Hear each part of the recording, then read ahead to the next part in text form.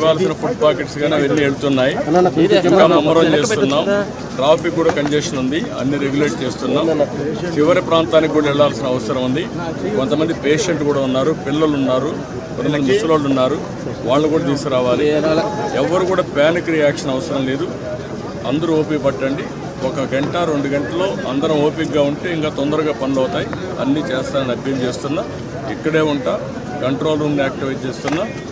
ఎంతవరకు చేయగలుగుతామో అన్నీ చేసి అందరిని ఆదుకుంటాం. 110 పైన బోట్లు పనిచేస్తున్నాయి. అదే మాదిరిగా 4-6 హెలికాప్టర్లు వస్తున్నాయి. ఒక హెలికాప్టర్లో ఫుడ్ పెట్టడం కానీ, లేకుంటే బోట్లో తీసుకుపోవడం కానీ, పేషెంట్లు తీసుకురావడం కానీ ఇవన్నీ జరుగుతున్నాయి. వర్షం కూడా పడతా ఉంది, అయినా కూడా ఎక్కడ ఆపరేషన్స్ ఆపం, అన్ని విధాలు. సార్, ప్రకాశం గారి 69 గేట్ దగ్గర బోట్లు కొట్టుకురావడం ఏమన్నా కుట్రే ఉంది? ఇవన్నీ ఇప్పుడు నేను అవన్నీ మాట్లాడను. ప్రతి ఒక్కదానికి మనం అవన్నీ మాట్లాడడం కరెక్ట్ కాదు. ప్రస్తుతం నా డ్యూటీ ఎట్టి పరిస్థితుల్లో కష్టాల్లో ఉండే ప్రజలను ఆదుకోవడం, వాళ్ళ ప్రాణాలు కాపాడుకోవడం, తక్షణ వాళ్ళకి కొంత సహాయం చేయడం అవసరం. అదే చేస్తాం. ఇంకా కూడా మనకు ఓవరాల్గా అక్కడే ఉంది.